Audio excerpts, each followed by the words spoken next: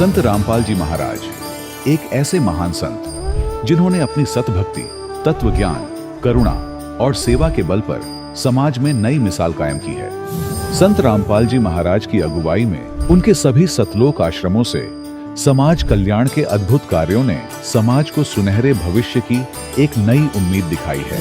संत रामपाल जी महाराज से नाम दीक्षा लेने के बाद लाखों लोगों की लाइलाज बीमारियां जैसे कैंसर, एड्स आदि ठीक हुई। संत जी के ज्ञान से प्रेरित होकर उनके अनुयायियों ने लाखों यूनिट रक्तदान किया। संत जी ने लाखों बहन बेटियों का दहेज मुक्त विवाह करवाया।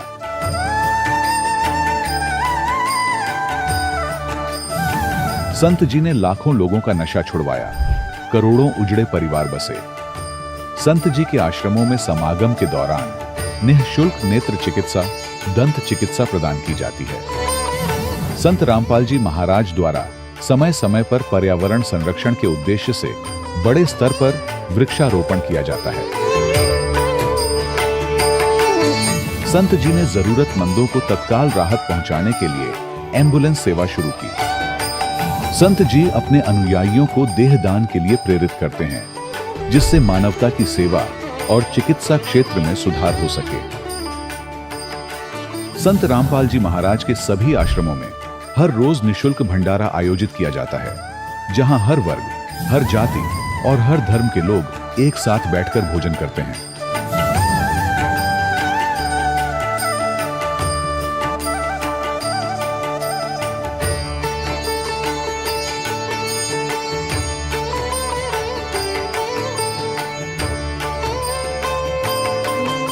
संत रामपाल जी महाराज की अन्नपूर्णा मुहिम ने गरीब और बेसहारा लोगों के जीवन में एक नई ऊर्जा और उम्मीद को जन्म दिया है। घर घर खाद्य सामग्री और जरूरी मदद पहुंचाकर संत रामपाल जी महाराज ने लोगों को दुख और मजबूरी से लड़ने की ताकत प्रदान की है।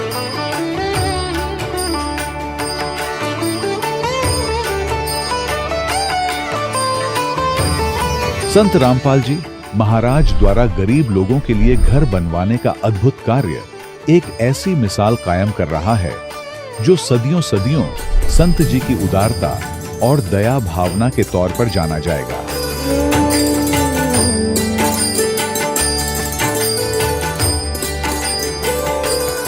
संत रामपाल जी महाराज के आश्रम में हजारों बुजुर्गों को सम्मान और प्यार के साथ जीवन जीने का अवसर मिलता है। उनके खाने, रहने और स्वास्थ्य की पूरी जिम्मेदारी संत रामपाल जी महाराज उठाते हैं। अनाथ बच्चों के लिए संत रामपाल जी महाराज के सभी आश्रम किसी वरदान से कम नहीं। यहाँ उन्हें शिक्षा, संस्कार और भविष्य के लिए बेहतर अवसर प्रदान किए जाते हैं। चाहे बाढ़ हो, भूकंप या महामारी, संत रामपाल जी महाराज और उनके अनुयायी हमेशा ही जरूरतमंदों के लिए सबसे आगे खड़े रहते हैं।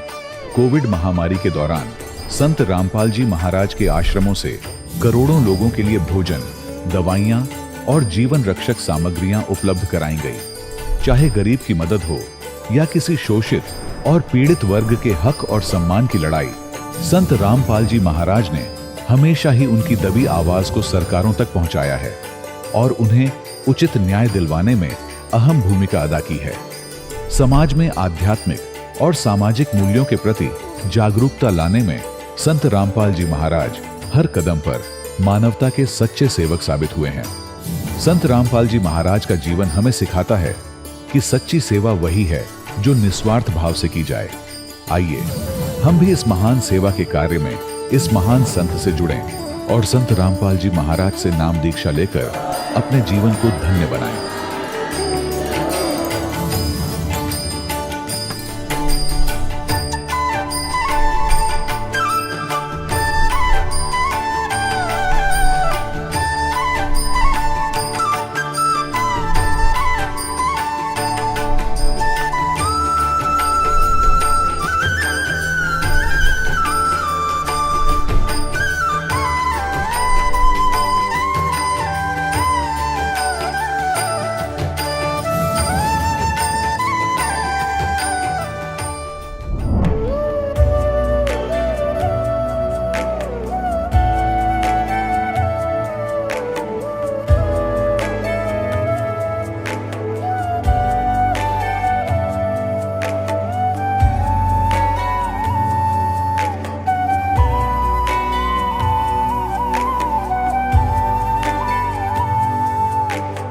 गीता 18 के श्लोक नंबर 62 में भगवान स्वयं कह रहे हैं कि अर्जुन उस परमेश्वर की शरण में जा जिसकी कृपा से परम शांति व शाश्वत स्थान अर्थात सतलोक को प्राप्त होगा। वो परमेश्वर कौन है, कहां है, कैसा है, जानने के लिए कृपया अवश्य सुनिए जगत गुरु तत्वदर्शी संत रामपाल जी महाराज के अमृत वचन। सत साहिब दर्शकों, जब कोई व्यक्ति भगवान की आस्था में लीन होकर पूजा पाठ, व्रत और धार्मिक अनुष्ठान करता है, लेकिन फिर भी उसके जीवन में आर्थिक व शारीरिक समस्याएं आ जाएं, जिसका उसे कहीं कोई समाधान न मिले, तो समझ जाइएगा कि शायद उसकी भक्ति शास्त्र अनुसार नहीं थी। दर्शकों, कुछ ऐसी ही कहानी थी कैथल हरियाणा के दीपदास जी की।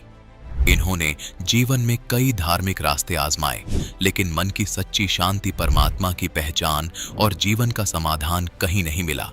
लेकिन जब इन्होंने संत रामपाल जी महाराज से वेद शास्त्रों का असली ज्ञान सुना, तो दीप जी ने अंततः संत रामपाल जी महाराज से नाम दीक्षा ली और उनके जीवन में चमत्कारी बदलाव आने लगे। शारीरिक रोग दूर हुए और मन को शांति मिली। दर्शकों, आखिर क्यों आज लाखों लोग अपने धर्म में प्रचलित पुरानी साधनाओं को छोड़कर संत रामपाल जी महाराज द्वारा दी गई भक्ति साधना को अपना रहे हैं? आखिर इसके पीछे की सच्चाई क्या है? आइए सुनते हैं दीपदास जी की कहानी इन्हीं की जुबानी। जी नमस्कार सर। नमस्ते जी, क्या नाम है आपका? सर, मेरा नाम दीप है। मैं गांव जड़ोला, जिला कैथल, हरियाणा से हूँ। हम ये जानना चाहेंगे कि संत रामपाल जी महाराज से नाम दीक्षा लेने से पहले आप क्या भक्ति साधनाएं करते थे? सर, अगर आप बात करते हो संत रामपाल जी महाराज की शरण में आने से पहले मैं क्या साधना करता था, तो ये बहुत ही लंबा चौड़ा विषय है। सबसे पहले मैं बता दूं कि आपको, मैं 2004 में क्रिश्चियन बन गया था। मैं 8 साल तक चर्चों में गया, काफ़ी मेडिटेशन करी और बाइबल के ऊपर भी काफ़ी रिसर्च किया। वहाँ पे जब भी जाते थे तो बहुत कुछ महसूस भी हुआ वहाँ पे, जो वाइब्रेशन बोलते हैं जिसको, वो वाइब्रेशन भी महसूस किया।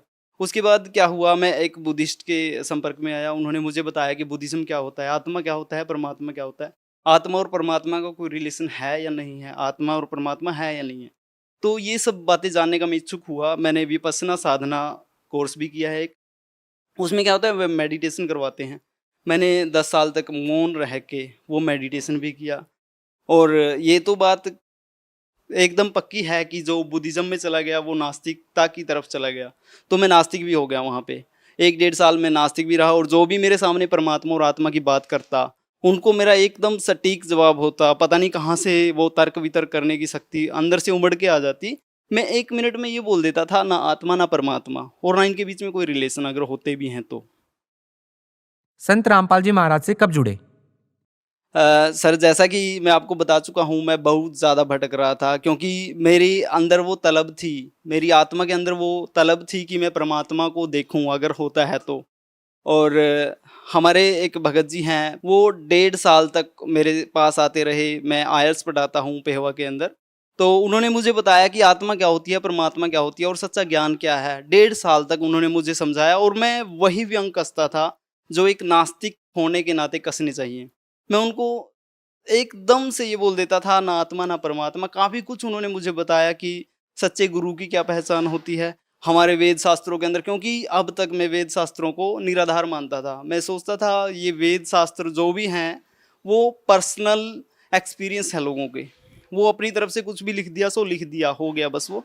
लेकिन मुझे बाद में पता चला कि जो वेद शास्त्र हैं वो सही हैं। सर, आपने संत रामपाल जी महाराज से नाम दीक्षा कब ली?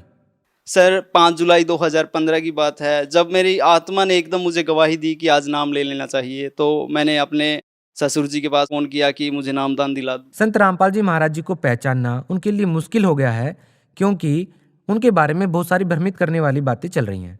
आप उन लोगों को क्या कहना चाहेंगे जो इस प्रकार की भ्रमित करने वाली बातों में फंसे हुए हैं? वे कैसे संत रामपाल जी महाराज जी को समझें, कैसे वे आगे बढ़ें? उन लोगों के लिए बाधाएं बनी हुई हैं, उन लोगों को आप क्या कहना चाहेंगे? मैं यही कहना चाहूँगा कि दूसरे गुरुओं का 3 महीने ज्ञान सुनिए।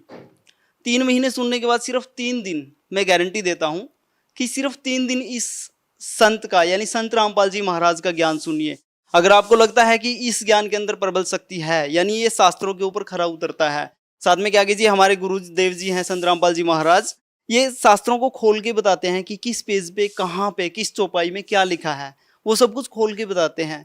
अगर किसी को परखना ही है कि ज्ञान सही है या गलत है, तो सभी शास्त्रों को साइड में रखिए और जो भी सत्संग आता है हमारे गुरुदेव जी का, साथ के साथ उनको खोलिए, हमारे वेद शास्त्रों को, ग्रंथों को, और मिलान कीजिए। अगर वो उनकी जुबान के ऊपर खरा नहीं उतरते, तो इसका मतलब ये है कि हमारे गुरुदेव जी संत रामपाल जी महाराज जो ज्ञान दे रहे हैं वो सही नहीं है। अगर सही है तो हमें बुद्धि मिली है, केवल इंसान को ही इतनी ज्यादा बुद्धि मिली है कि अपने स्तर पे सोच सकता है। तो सोचिए और इनकी शरण में आइए। सर, आपने संत रामपाल जी महाराज जी से नाम दीक्षा ली है और आपको संत रामपाल जी महाराज जी के प्रति इतना अटूट विश्वास, इतनी अटूट श्रद्धा जो बनी हुई है, वो एक अचंभित करने वाली बात है। तो सर, हम आपसे ये जानना चाहेंगे कि जो लोग ये सोचकर संत रामपाल जी महाराज जी से नाम दीक्षा नहीं ले रहे हैं, आप उन लोगों को क्या मैसेज देना चाहेंगे? सर, मैसेज तो हमारे गुरुदेव जी दे रहे हैं, संत रामपाल जी महाराज जी। हमारा लेवल जो है इतना नहीं है, हम बहुत ही तुच्छ लेवल के जीव हैं, हम संदेश नहीं दे सकते। हम तो सिर्फ हाथ जोड़ के प्रार्थना कर सकते हैं लोगों से कि भ्रमित ना हो, कंपैरिजन कीजिए। आपके पास बुद्धि है, अच्छी सोच है, एजुकेटेड हो आप, तो आप सभी अपनी एजुकेशन जो है उसके लेवल पे सोचिए, सामाजिक लेवल से सोचिए, आत्मिक लेवल से सोचिए। इन तीनों लेवल से सोचने के बाद जो आपको निचोड़ दिखता है उसी के ऊपर विश्वास कीजिए। और मैं दावा करता हूँ निचोड़ वही होगा जो मैंने महसूस किया है, जो मैंने परखा है। क्योंकि अगर चमत्कारों की बात करें तो हमारे गुरुदेव जी संत रामपाल जी महाराज बोलते हैं कि वो संत नहीं जो चमत्कार करें, और वो संत भी नहीं जिनसे चमत्कार ना हो। इनका लोग क्या करते हैं, हाथों में आग जला के दिखा देते हैं, कोई मंत्र फूंक देते हैं, उसमें आग लग जाती है, किसी का कुछ हो गया, सिर का दर्द ठीक हो गया, ये प्रत्यक्ष चमत्कार होते हैं। लेकिन हमारे साथ क्या होता है, प्रत्यक्ष तो बड़ी ही आसान बात होती है, अप्रत्यक्ष चमत्कार बहुत ज्यादा होते हैं। कदम कदम पे हमें इतने चमत्कार मिलते हैं, इतने ज्यादा चमत्कार मिलते हैं कि बखान नहीं किए जा सकते। सर, अभी आपने चमत्कार की बात की। लोग वास्तव में ये जानना चाहते हैं कि हम सभी पढ़े लिखे हैं, आप भी एक अध्यापक हैं, आपने कैसे संत रामपाल जी महाराज जी से नाम दीक्षा ली? अगर हमारा कुछ बिगड़ रहा है तो हमारा समाज कभी भी हमारे साथ नहीं खड़ा होता। अगर हम सही जा रहे हैं तो बहुत सी अटकलें लगाते हैं रास्ते में, बहुत से रोड़े अटकाते हैं। इसी तरह मेरे साथ भी हुआ। सबसे पहले अगर मैं बात करूं अपने घर की, मेरे पिताजी बहुत बड़े शराबी थे। वो रात को तो क्या, सुबह सुबह भी ऊपर जाते, छत के ऊपर एक रसोई है उसके अंदर जाते और शराब का पैग मारते थे। तो उनका विरोध सबसे पहले मेरे सामने आया। वो बोलते थे, एक दिन तो ऐसा हुआ कि या तो आप घर छोड़ दो या मैं छोड़ दूंगा। नाम दीक्षा लेने के बाद जब मैंने नाम दीक्षा ले लिया तो इतना ज़्यादा विरोध ऑटोमेटिकली हो गया, जबकि वो अनएजुकेटेड हैं, वो नहीं जानते, हमारे गुरुदेव जी के बारे में भी नहीं जानते थे कुछ भी। और बाहर समाज ने भी काफ़ी लोग जो मेरे संगत के थे, जिन बैठता उठता खाता पीता था और पार्टियों में भी जाता था, काफ़ी बातें करते थे, हम बैठ के सारी सारी रात निकाल देते थे, उन्होंने बहुत ज़्यादा विरोध किया। सेम लैंग्वेज, जब मुझे ज्ञान नहीं था, जब मैंने नामदान नहीं लिया था, मैंने बहुत कुछ गलत बोला था। सच्ची बता रहा हूँ, मैं इतना ज़्यादा गिरे हुए स्तर का व्यक्ति था कि आज मेरी आत्मा कांपती है उन बातों को सोच के कि मैंने क्या क्या बोला था। तो सबसे बड़ा विरोधी मेरा मैं खुद था। इतना ज़्यादा विरोध था मेरे अंदर और उस ज्ञान के अंदर, ज्ञान में आने से पहले और ज्ञान में आने के बाद की अगर मैं कंपैरिजन करूं तो मैं उस जीवन को नाली के कीड़े के समान मानता हूं।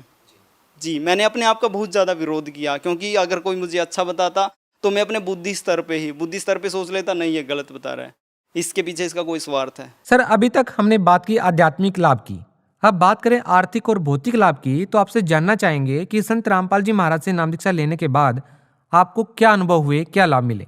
सर, 8 दिसंबर 2015 को मेरी शादी थी और 3 दिसंबर 2015 की बात है, मेरे पेट में इतना ज़्यादा दर्द उठने लगा। वो दर्द पहले भी होता था, काफ़ी लंबे समय से होता था, लेकिन वो इतना तीव्र नहीं होता था जितना उस दिन उठने लगा। और दर्द पेट में उठ के पूरे रीढ़ की हड्डी में था। मेरे साइड में एक क्लिनिक है, उनका एक कंपाउंडर है, वो मेरे पास आते थे और मेरे और उनकी फ्रेंडशिप है काफ़ी अच्छी। उन्होंने पूछा कि उस दिन मैं चेयर पे बैठा था और ना ठीक से बैठ पा रहा था, मेरी आंखों से पानी टपक रहा था। उन्होंने पूछा कि सर क्या हुआ?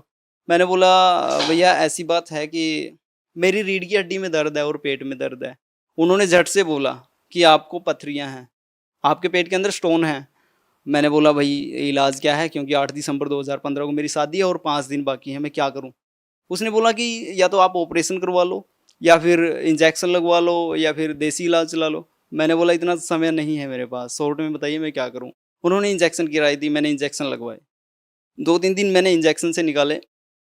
6 दिसंबर 2015 की बात है, मैं लेटा हुआ था और मुझे पहला मंत्र और दूसरा मंत्र सतनाम मिला हुआ है। उनका जाप करने के बाद पूरे 10:15 बजे की बात है, मैं लेट गया और लाइट ऑफ कर दी। तो मैंने क्या देखा, खुली आंखों से मैंने देखा 4 लोग मेरे अगल-बगल खड़े हैं। जो इस साइड वाला व्यक्ति था, सभी क्या थे, ग्रीन ड्रेस पहने हुए थे और मुंह पे मास्क लगा रखा था, जैसे डॉक्टर लोग ऑपरेशन के वक्त करते हैं। क्योंकि मेरी आत्मा बहुत कह रही थी कि हे परमात्मा, आप डॉक्टरों के डॉक्टर हो। क्योंकि हम जब मैं क्रिश्चियन था तो हम बोलते थे, खुले तौर पे बोलते थे चर्च में खड़े होकर कि परमात्मा आप डॉक्टरों के डॉक्टर हो। उस दिन मैं कह रहा था कि संत रामपाल जी महाराज आप डॉक्टरों के डॉक्टर हो। क्योंकि मैं उनके इंटरव्यू जब आते थे मैं काफ़ी सुनता था और भक्तों के चमत्कार। मैंने एक दिन क्या सुना कि कैंसर ठीक हो रहा है। मैंने बोला ये तो बहुत मामूली सी बात है, अगर कैंसर ठीक हो सकता है इन परमात्मा की शरण में आने से। तो मैं आत्मा से बिल्कुल आवाज़ कर रहा था उस दिन कि परमात्मा मेरा ये छोटा सा रोग है, ठीक कीजिए इसको, आप तो ऑपरेशन भी कर सकते हो, आप तो डॉक्टरों के डॉक्टर हो। तो मैंने क्या देखा कि 4 लोग मेरे अगल बगल खड़े हैं और जो सामने वाला व्यक्ति है उसने अपने मुंह से मास्क उतारा। मास्क उतारने के बाद मैंने क्या देखा, ध्यान से देखा, वो संत रामपाल जी महाराज हैं और मुस्कुरा रहे हैं मेरी तरफ देखते हुए। देखते देखते एक हाथ लंबा उन्होंने खंजर निकाला। खंजर निकालने के बाद मेरा कपड़ा उठाया यहाँ से और कपड़ा मेरे पेट में एंट्री करवा दी उसकी, जो खंजर था उनके पास। और मुझे काफ़ी दर्द हुआ, मुझे ऐसा आभास हुआ कि मैं कट गया। कटने के बाद मैं बेहोश हो गया। काफ़ी देर बाद, पता नहीं कितनी देर बाद, मैंने टाइम नहीं देखा, कितनी देर बाद मुझे होश आया। जब होश आया मैंने क्या देखा कि हमारे गुरुदेव जी सफ़ेद कपड़े में इतने पत्थर हाथ में लेके और मुस्कुराते हुए निकल गए। वो दिन है सर, वो दिन है और आज का दिन, मुझे उस दर्द नाम की चीज़ भी नहीं है मेरे अंदर। और दूसरे चमत्कार की अगर बात करूं तो 20 जनवरी 2016 की बात है। मैंने अपने कॉलेज जाना था, नीलोखेड़ी पास में ही है, 40 किलोमीटर के आसपास है। तो कॉलेज जाना था मेरे, एकदम मैं जाप कर रहा था सुबह उठ के 6 बजे, क्योंकि मेरी आदत थी पहले, अब तो मैं चलते उठते बैठते हर टाइम करता हूँ। मेरी आदत थी कि बैठ के जाप करना। बैठ के जाप करने से क्या हुआ, मेरे एकदम आवाज़ आई, मुझे बहुत तेज़ आवाज़ आई कि दीप आज बाइक मत लेके जाना, दीप आज मोटरसाइकिल मत लेके जाना। तो मैंने अपनी भक्तमती को बताया कि ऐसे ऐसी आवाज़ें आ रही हैं। तो उन्होंने बोला कि ठीक है बाइक मत लेके जाना। मैंने पास का जो एक कस्बा है, डांड बोलते हैं जिसको, डांड अपनी बाइक खड़ाई और बस में चला गया। उस दिन परमात्मा की ऐसी रजा हुई मेरे ऊपर कि मेरे सांस से जो जाप है, सतनाम मंत्र बोलते हैं जिसको, वो बिल्कुल भी जुदा नहीं हो रहा था, एकदम चल रहा था। जैसे सांस चल रही है वैसी मंत्र भी चल रहा था। तो मैं अपने कॉलेज गया, कॉलेज से अपने डॉक्यूमेंट्स लिए और जैसे ही सड़क क्रॉस करने लगा तो एक बाइक आई, उसके ऊपर एक सरदार जी बैठे थे, उनकी मिसेज थी और एक बच्चा था। इतनी ज़ोर से मेरे यहाँ टकराई, मेरे टांग के ऊपर टकराई कि मोटरसाइकिल का हेड टूट गया एकदम। हेड टूटने से बहुत तेज़ आवाज़ आई और हम चारों सड़क पे गिर पड़े। वो तो शुक्र है परमात्मा का उस टाइम पीछे से कुछ नहीं आया, नहीं तो पता नहीं क्या होना था। तो क्या हुआ, मैंने खुद उठ के बाइक उठाई और आसपास के जो लोग हैं वो बोल रहे थे कि टांग टूट गई, लड़के तेरा गर्म खून है, टांग टूट गई। मैंने बड़ी ज़ोर से टांग को झटका वहीं पे और देखा सिर्फ मेरे कपड़े धसे हुए थे। मैंने कपड़ों को साफ करा और चल पड़ा मैं। दूसरा चमत्कार ये है, एक अभी 7-8 दिन पहले की बात है, मैं इंदौर के अंदर जॉब करता हूँ अब। तो मैं सड़क के किनारे चल रहा था, पीछे से एक गाड़ी बगैर हॉर्न बजाए पीछे से आई और मेरे यहाँ टकरा गई। मैं अपने कदम से एक कदम भी आगे नहीं बढ़ा, वहीं पे घूम गया। घूमने के बाद क्या हुआ, गाड़ी की तरफ ही मेरा मुंह हो गया। तो मैंने उनको बोला हॉर्न नहीं है क्या। उस टक्कर से मैं झाड़ियों में जाके गिरना था या नुकसान होना था, मेरा बहुत ज़्यादा चोट लगनी थी। मैं वहीं खड़ा होकर घूम रहा हूँ। ये चमत्कार नहीं तो क्या है सर। और भी लोग ऐसे हैं जो संत रामपाल जी महाराज जी से जुड़ना चाहते हैं। जिस तरह से आपको आध्यात्मिक, भौतिक, आर्थिक लाभ हुए हैं, ऐसे ही लाभ वो लोग भी प्राप्त करना चाहते हैं। तो क्या जरिया है, क्या ऑप्शन है उनके पास कि वो संत रामपाल जी महाराज जी से जुड़ सकते हैं? सर सबसे पहले तो मैं बात करूंगा, जो मीडिया है, सत्संग आते हैं हमारे गुरुदेव जी के, और उन सत्संगों के दौरान एक पीले कलर की पट्टी चलती है नीचे, जिसके अंदर भक्तों के कॉन्टैक्ट होते हैं।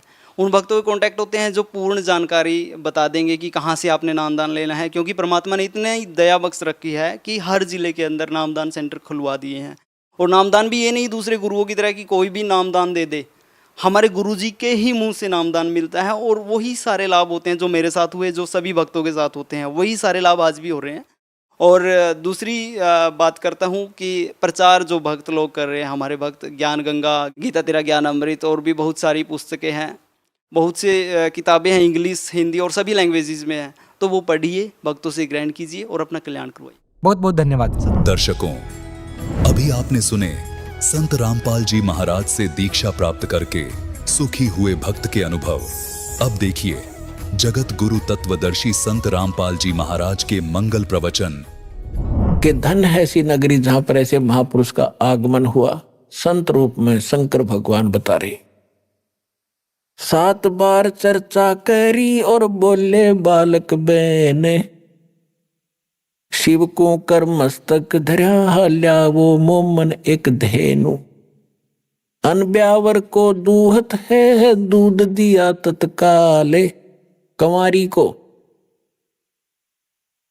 दूध निकाला अपने आप, दूध दिया तत्काल, अनब्यावर को दूहत है दूध दिया तत्काले, पीवे बालक ब्रह्म गति ही तासिव भय दयाल।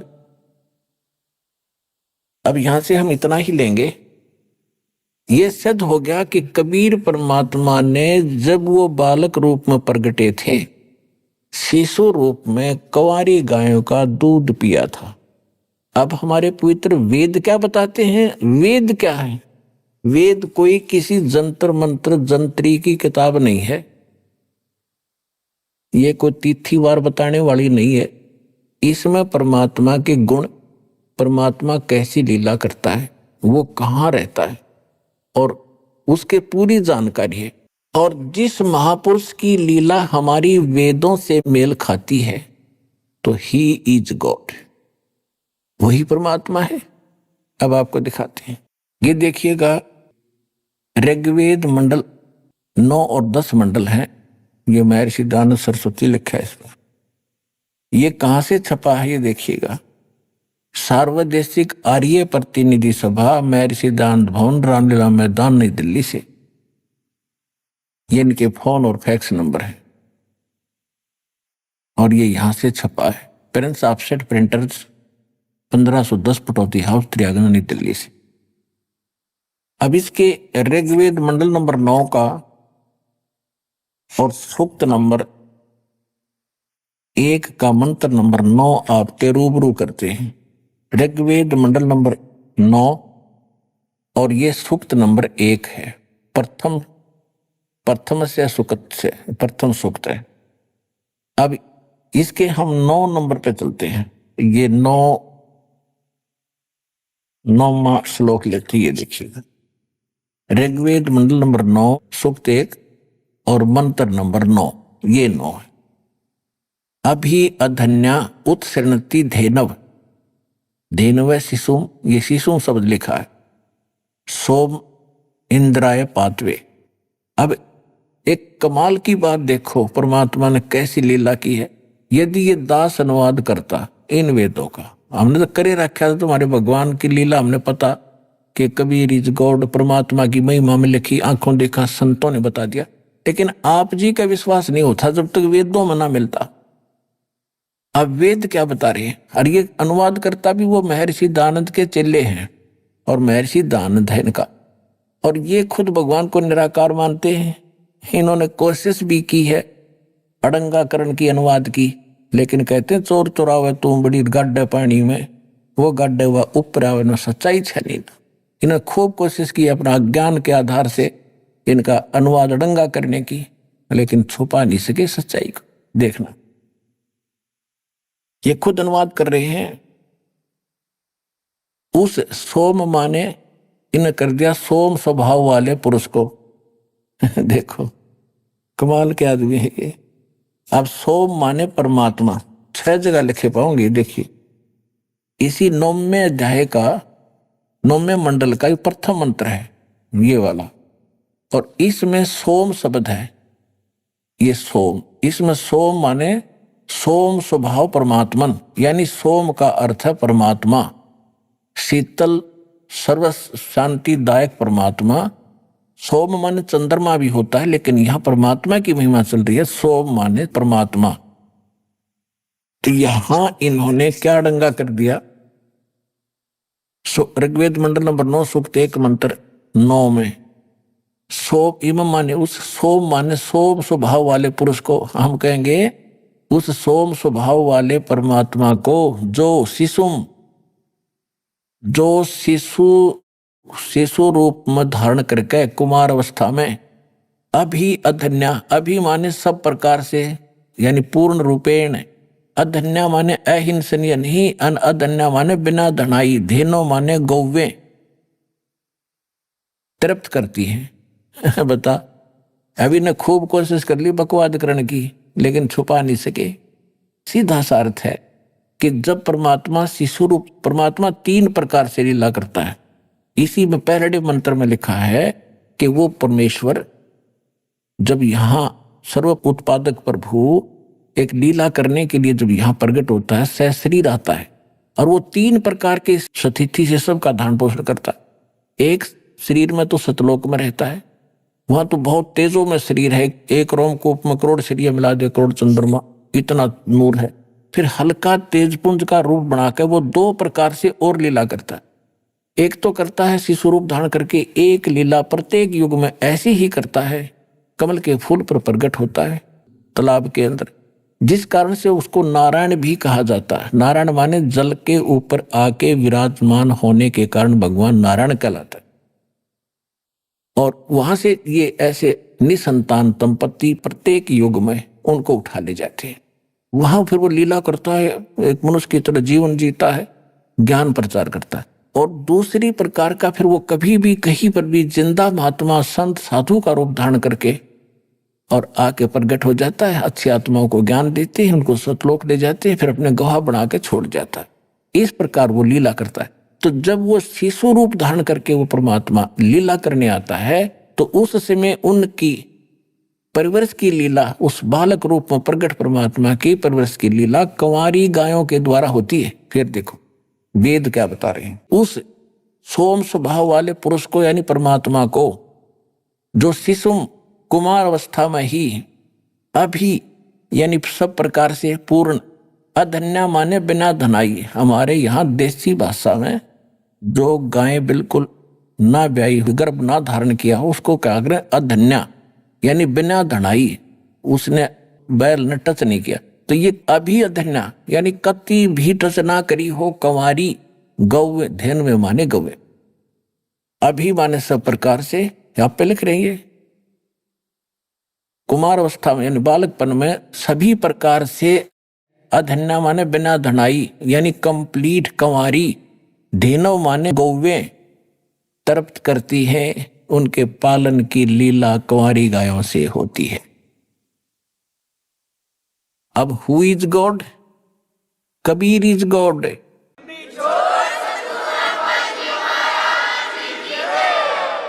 अपने आत्माओं, परमात्मा जब 5 वर्ष के हुए और रामानंद जी के साथ उनकी गोष्ठी हुई, परमेश्वर कबीर साहब ने गुरु धारण किया, इसलिए गुरु बनाया रामानंद जी को कि वो बहुत बड़े पहुंचे हुए ब्राह्मण माने जाते थे, विद्वान, वेदों, गीता और पुराणों के मर्मज्ञ गाता माने जाते थे। और उनको कख का पता नहीं था वेद और गीता के बारे में, संस्कृत जरूर गोट रखी थी, लेकिन नेक चलन के आदमी थे, निष्काम भाव से यानी वो ज्ञान प्रचार कर और करवा रहे थे। तो परमात्मा ने मर्यादा बनाए रखने के लिए कि गुरु बिन माला फेरते, उनका वचन है, गुरु बिन माला फेरते गुरु बिन देते दान, गुरु बिन दोनों निष्फल हैं चाहे पूछो वेद पुराण। अब परमात्मा यदि उस समय गुरु धारण नहीं करते स्वामी रामानंद जी को, तो अब जैसे ये शिवदयाल जी हैं राधा स्वामी वाले, राधा स्वामी पंथ के प्रवर्तक, जहां से ये पंथ चला है राधा स्वामी, फिर उससे निकला सच्चा सौदा सरसार, ये सारे, उनका जो मुखिया था उसका कोई गुरु नहीं था। तो आज आम व्यक्ति ये कह देता कि कबीर साहब ने कौन सा गुरु बनाया था, क्या जरूरत है गुरु की। और शिवदयाल जी के बारे में आपको दिखाई दिया कि वो तो भूत बने, प्रेत बने, तो खाक मुक्ति हुई उसकी। जब एक हेड ऑफ द डिपार्टमेंट यानी पंथ का प्रवर्तक है, भूत बन गया, तो आगे अन्य क्या बनेंगे उस साधना से? इसमें बार बार कहने की आवश्यकता नहीं, बुद्धिमान को संकेत काफी है। अब परमात्मा ने इसलिए गुरु धारण किया कि आने वाले समय में लोग इस बात को कहीं काल के दूतों का दाव ना लग जा कि कबीर साहब ने कौन सा गुरु बनाया था। और दूसरा ये था कि रामानंद जी एक ब्राह्मण जाति में थे और इतना अभिमान हो गया था उनको अपने ज्ञान का कि वो किसी की बात सुनने को तैयार नहीं थे। और मालिक को पता था कि जिस जीव का नाश होगा, और ये पिछले जन्मों में मेरी सेवा कर रखी है इसने, सतयुग के अंदर ये विद्याधर ब्राह्मण था और त्रेता के अंदर ये वेद विज ब्राह्मण था, इसने मेरी सेवा कर रखी है, इसको निकालना अनिवार्य है। जिस कारण से परमात्मा ने एक लीला की। जब वो 5 वर्ष के हो गए, एक 2.5 वर्ष के बालक का रूप धारण किया और स्वामी रामानंद जी प्रतिदिन स्नान करने के लिए जाया करते थे गंगा घाट पे, पंच गंगा घाट, जहां पर ये ब्राह्मण लोग विशेषकर स्नान कराया करते थे। तो वहां ऋषि रामानंद जी 104 वर्ष के वृद्ध सुबह सुबह प्रतिदिन मुंह अंधेरा जाया करते थे ब्रह्म मुहूर्त में। गर्मियों का मौसम था। परमात्मा ने 2.5 वर्ष के बालक का रूप धारण किया और पौड़ियों पर लेट गए। अब रामानंद जी अंधेरे में जा रहे थे, गले में उनके कंठी थी, क्योंकि वैष्णव परंपरा के अंदर एक तुलसी के मनिये की एक कंठी होती है, उसको कंठी बोलते हैं। एक ही मनिया होता है पूरे धागे में, उसको कंठी माला बोलते हैं। और वो वैष्णव परंपरा से दीक्षित की एक पहचान होती है। तो रामानंद जी नीचे उतर रहे थे अंधेरे में, कबीर परमात्मा के सिर में खड़ाऊ लगी तो बालक, लीला की बालक वाली, रोने लग गए। रामानंद जी ने सोचा कोई बालक का चोट लागी। साधु संत दयालु होते, एकदम झुके। झुकते ही उनकी गले की जो कंठी थी अंधेरे में निकल के परमात्मा के गले में गल गई, कबीर साहिब के। और सिर पे हाथ रख के कहा, बेटा रो मत, राम राम बोल बेटा, राम राम बोल। परमात्मा चुप हो गए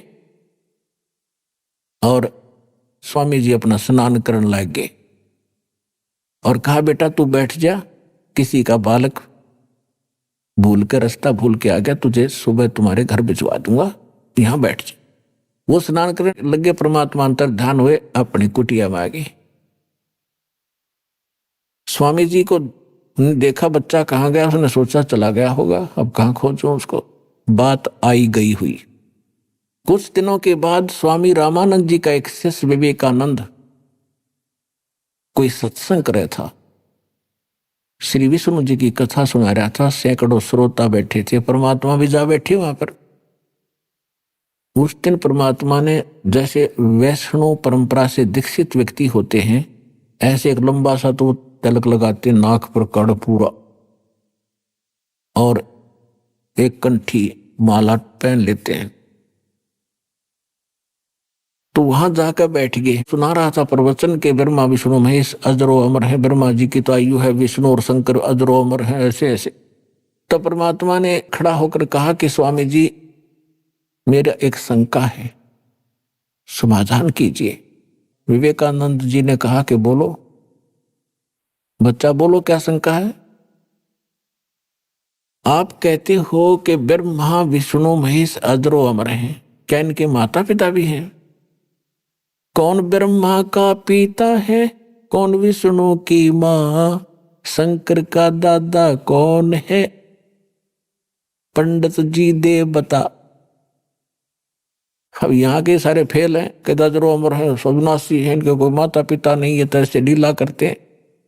तब परमात्मा ने कहा कि मैंने एक दिन शिव पुराण सुना था, एक ब्राह्मण पढ़ा था, और उसकी रुद्र संहिता में लिखा हुआ है कि काल रूपी ब्रह्म से और शिवा के संयोग से विष्णु जी की उत्पत्ति हुई, ऐसे ब्रह्मा जी की भी उत्पत्ति हुई।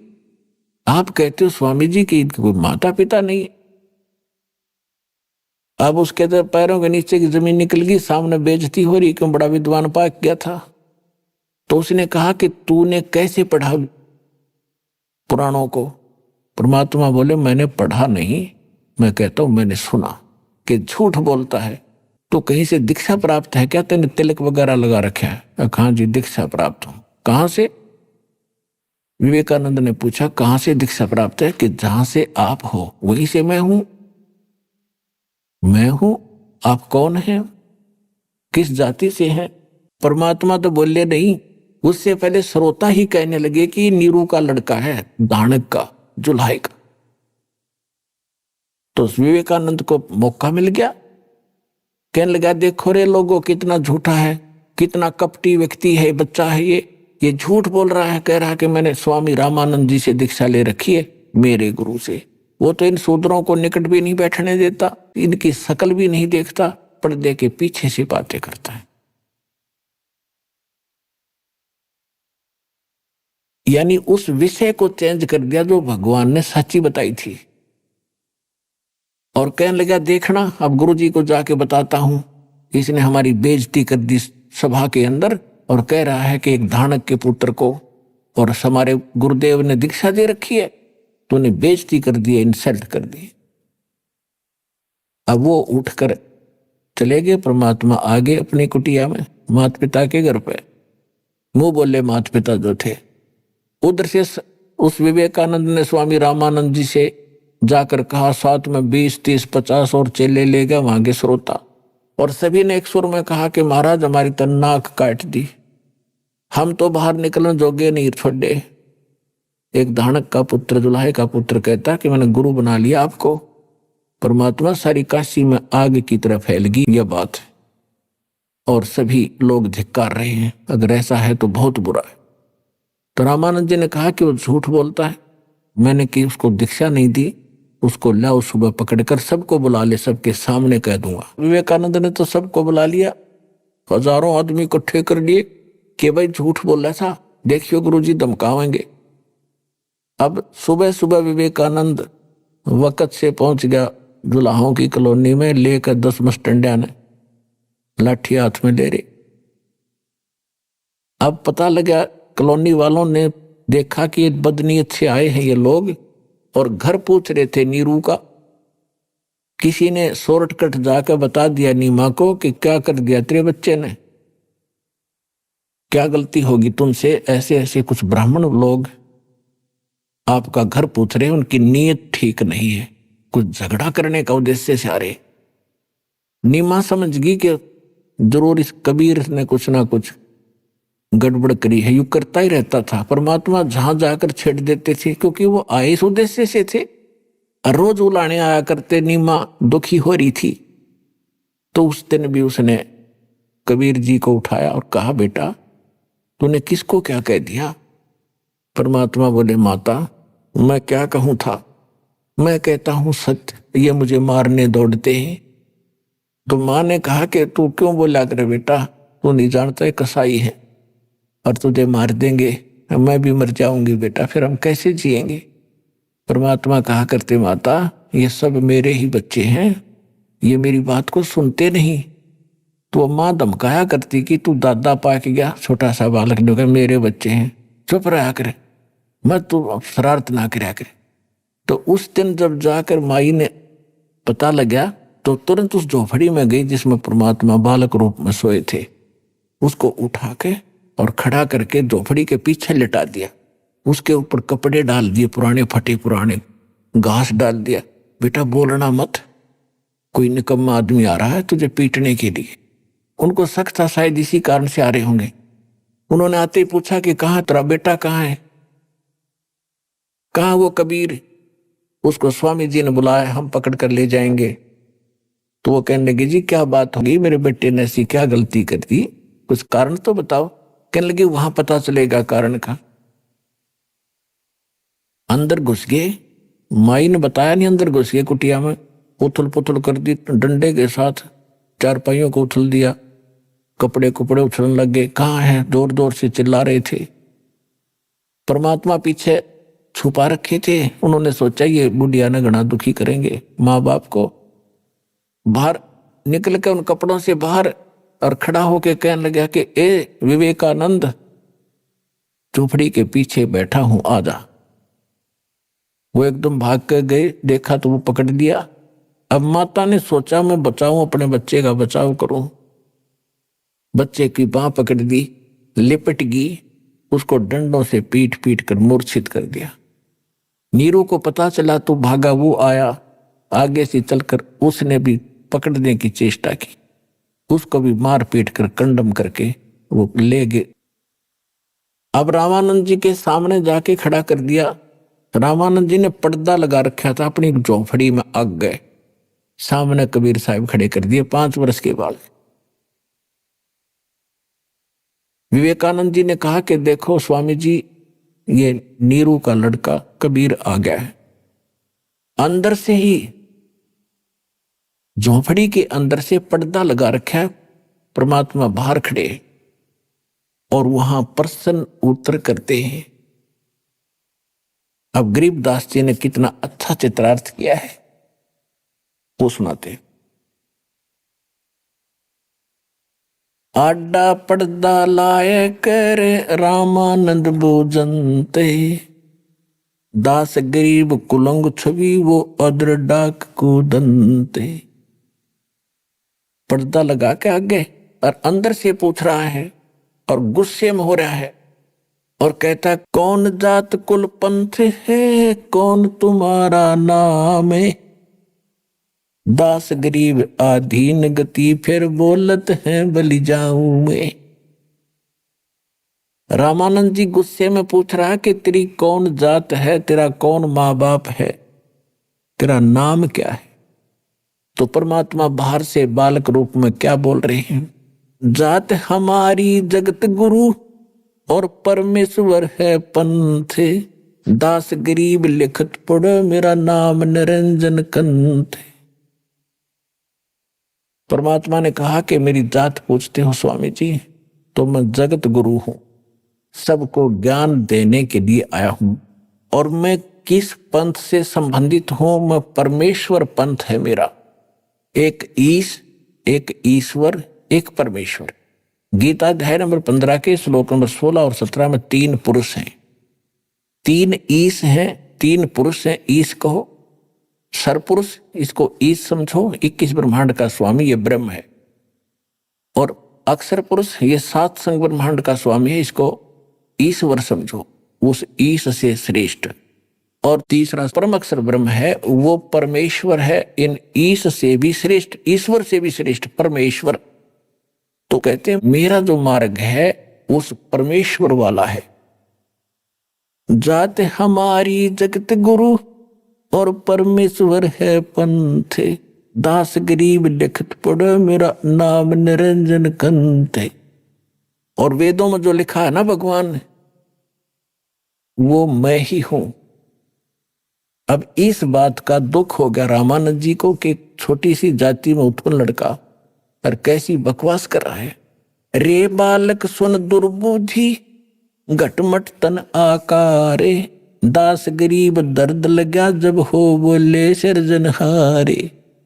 परमात्मा ने अपने आप को परमात्मा कह दिया तो रामानंद जी का घना दुख हो गया। कहने लगा, रे बालक सुन दुर्बुद्धि, ए बुद्धि भ्रष्ट बालक।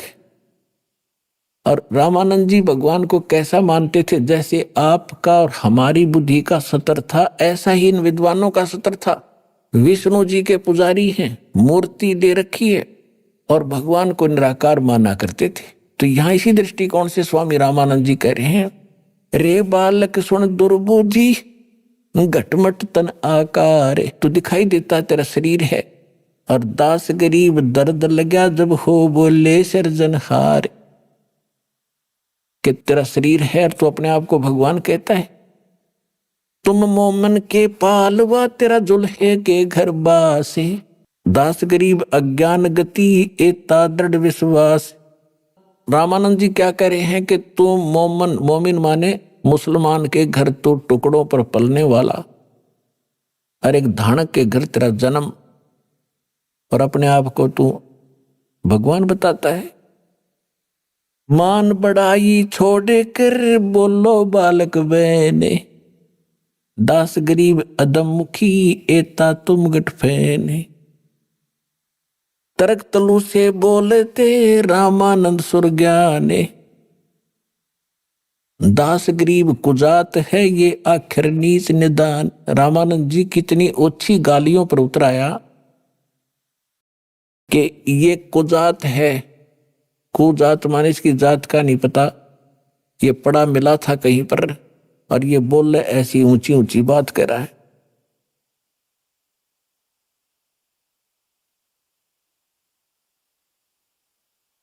मैं के बदन खुलासे कर सुन स्वामी परवीने। दास गरीब मनी मरे मैं आजिज अधीन। अब परमात्मा कहते हैं हे स्वामी जी, जैसे एक नेक शिष्य और गुरु के साथ जो व्यवहार करना चाहिए वो तरीका बताते हुए अपनाते हुए कहते हैं, गुरु जी तो गालियां दे रहे हैं और परमात्मा विनम्र भाव से और करबद्ध होकर कह रहे हैं। कहते स्वामी जी, मैं जो कह रहा हूं मैं सचमुच वही हूं और आप हमारे गुरुदेव हैं, कुछ भी कहो आपकी सब बातें सिरोधार्य है। मैं अवगत गत से पहरे और चार वेद से दूरे। दास गरीब दसों दिशा सकल सिंध भरपूरे। सकल सिंध भरपूर हूं खालिक मेरा नाम है। दास गरीब अजात हूं तै जो कहा बलि जाऊं मैं। कि मैं कोई जाति नहीं मेरे, ना मैं जाति मानता हूं, फिर भी आप मुझे कुजात कहते हो, धानक दुल्हा कह रहे हो, तो मैं बलिहारी हूं आपके। सकल सिंध भरपूर हूं खालिक हमरा नाम है। खालिक, खलक माने सृष्टि, खालिक माने इसका स्वामी, इसके रचने वाला, मैं वही हूं। और दास गरीब अजात हूं तै जो कहा बलि जाऊं मैं। जात पात मेरे नहीं मेरी बस्ती है बिन थाम।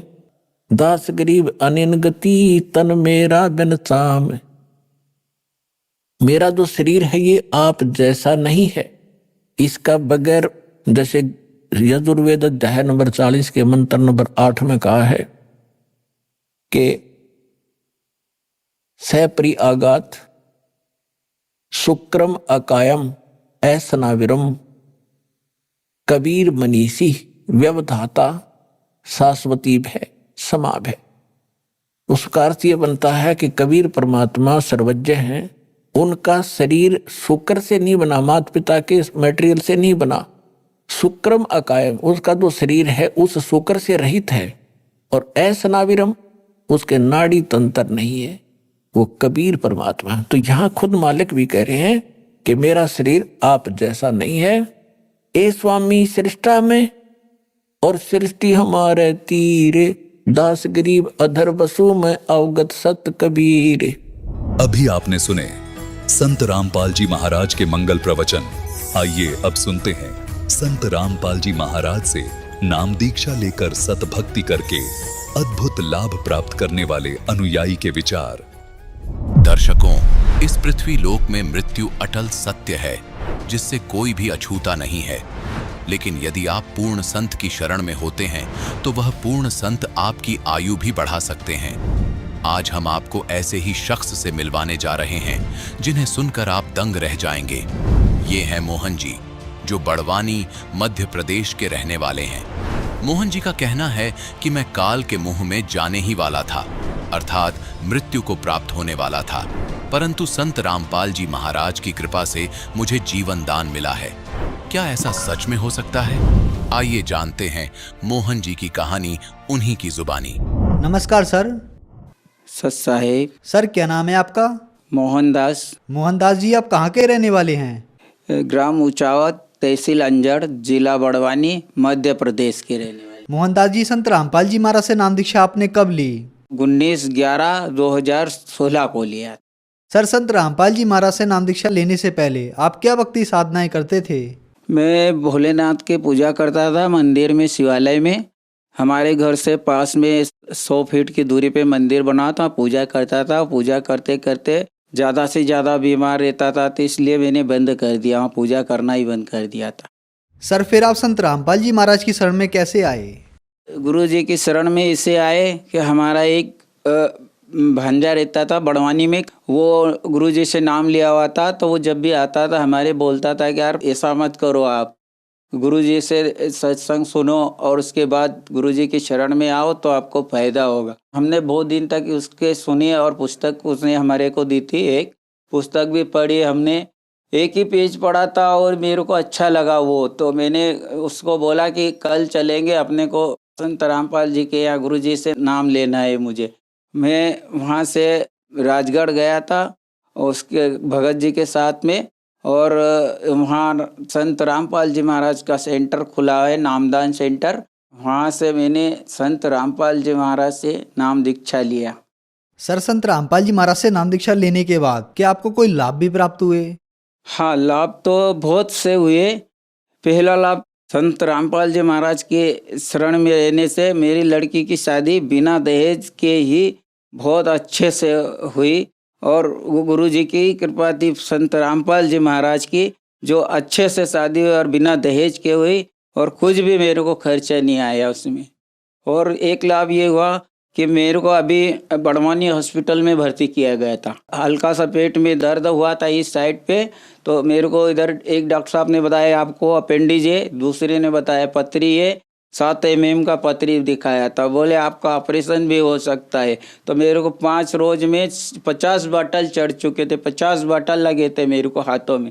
उसके बाद में 5वें रोज मेरे को वापस बोले इसको इंदौर रेफर कर दो, इंदौर रेफर कर दिया। हमारे बच्चे ने कहा कि वहाँ पे नहीं ले जाना, इसको बड़ौदा ले जाएंगे। बड़ौदा ले गए तो मैंने कहा कि पहले मेरे को गुरुजी के सेंटर पे ले चलो, संत रामपाल जी महाराज का नामदान सेंटर बड़वानी जिले में खुला है।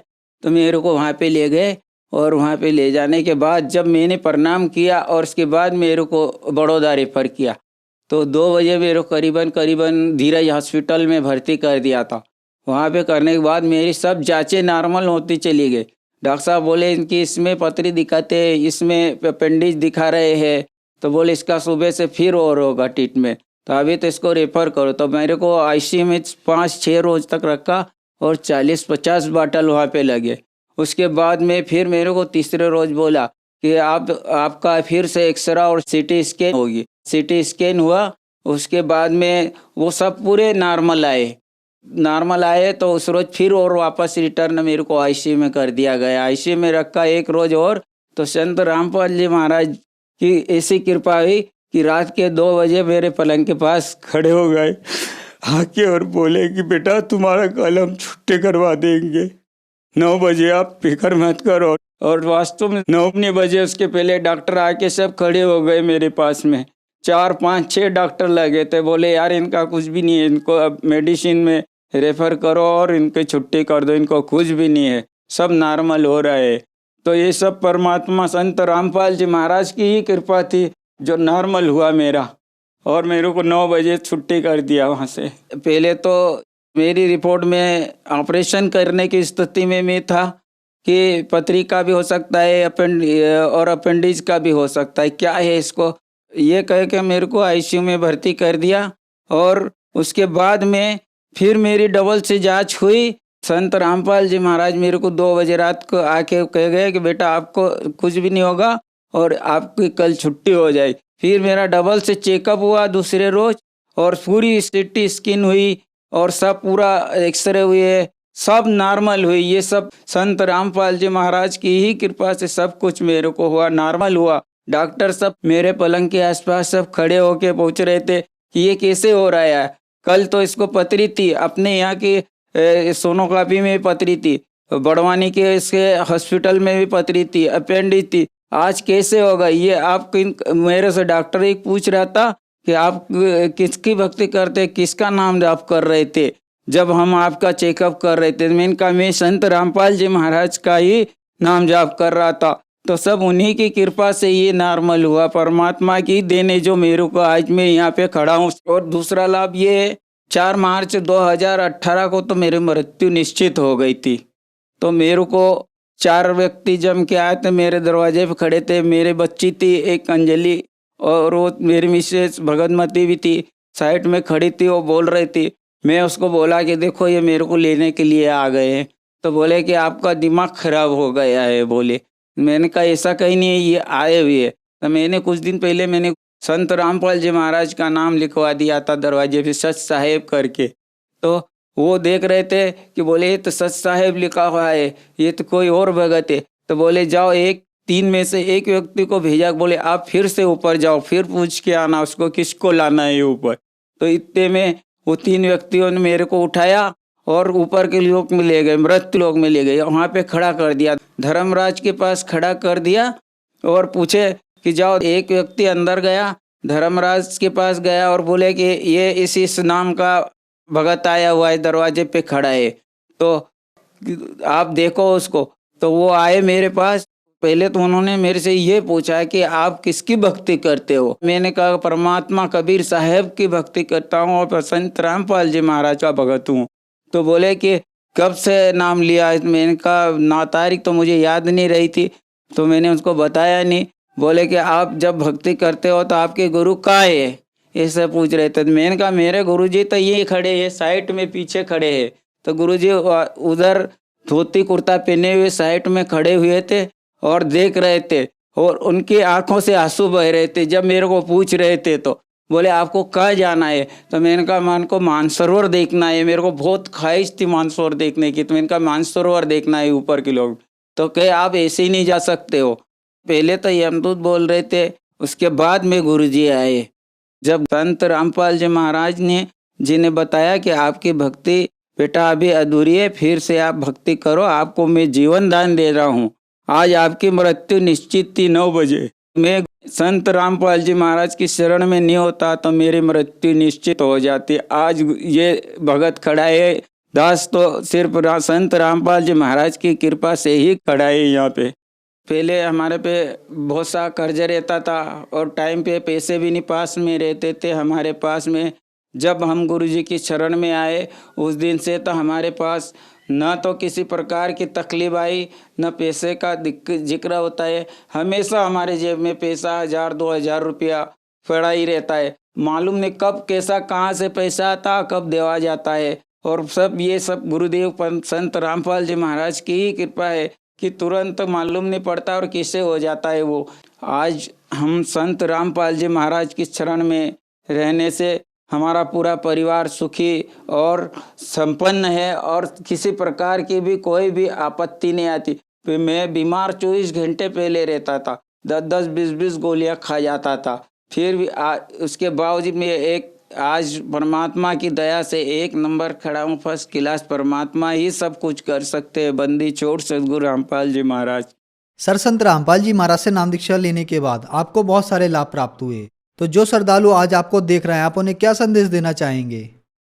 उनके लिए मैं संदेश यही देना चाहता हूँ कि परमात्मा आए हुए हैं। संत रामपाल जी महाराज मनुष्य अवतार में परमेश्वर कबीर साहब पूर्ण परमात्मा, और परमात्मा से नाम दीक्षा लेके बंदी छोड़ सदगुरु रामपाल जी महाराज से नाम दीक्षा लेके अपना जीवन का मोक्ष करवाए। सर, संत रामपाल जी महाराज से नाम दीक्षा कैसे ले सकते हैं? नाम दीक्षा ऐसे कई चैनलों पे, टीवी चैनलों पे सत्संग चलते हैं, उनके नीचे पट्टी में गुरुजी के सेंटर उनके नंबर दिए जाते हैं। और कई स्थानों पे आजकल तो कृपा की है परमात्मा संत रामपाल जी महाराज ने कि जगह जगह सेंटर खोल रखे हैं। पास के सेंटर से संत रामपाल जी महाराज से नाम दीक्षा लेके अपना कल्याण करवा सकते हैं। बंदी छोड़ भगवान सदगुरु संत रामपाल जी महाराज आए हुए मनुष्य अवतार में धरती पे, उनसे नाम लो और अपना जीवन का कल्याण करवाओ और मोक्ष करवाओ। धन्यवाद सर। अच्छा है।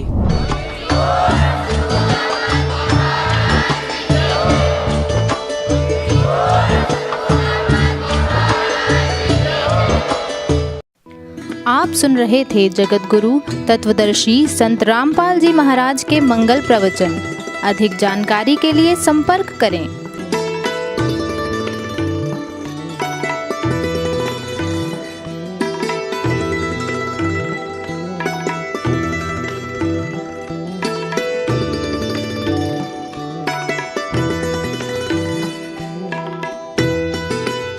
जगत गुरु तत्वदर्शी संत रामपाल जी महाराज जी के पावन सानिध्य में भक्ति की अलख जगाने तथा श्रद्धालुओं को सत्य भक्ति मार्ग का रास्ता दिखाने हेतु कनाडा के लोकप्रिय channel the TV NRI channel पर जगत गुरु तत्वदर्शी संत रामपाल जी महाराज जी के मंगल प्रवचनों का प्रसारण प्रतिदिन सुबह 7:30 बजे से 8:30 बजे तक तथा रात्रि 7:30 बजे से 8:30 बजे तक किया जा रहा है। इस सत्य भक्ति मार्ग को अपनाने के लिए अधिक से अधिक सत्संग प्रसारण देखें। इस सत्संग प्रवचन का सीधा प्रसारण संत रामपाल जी महाराज लाइव सत्संग YouTube चैनल और जगत गुरु संत रामपाल जी महाराज Facebook पेज पर भी देख सकते हैं।